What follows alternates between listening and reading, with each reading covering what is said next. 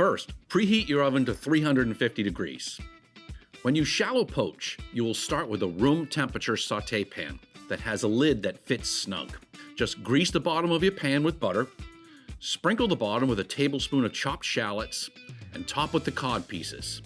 This can even be done a few hours ahead of time for ease of preparation.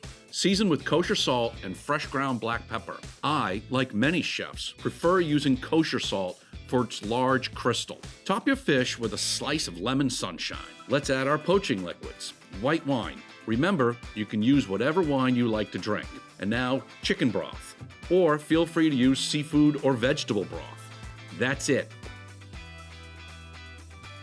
Now we add some high heat and bring it just to a simmer.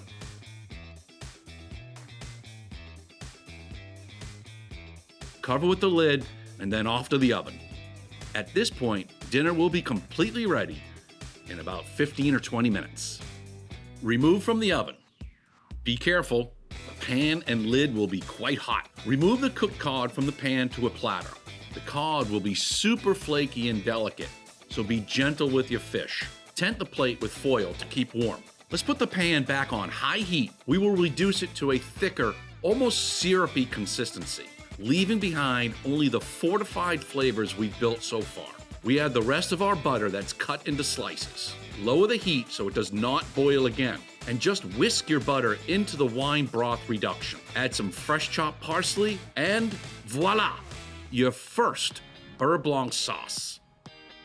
A little rice pilaf always makes a great accompaniment. Top with the cooked cod and spoon on your beautiful butter sauce. Now this is cooking like the pros cook.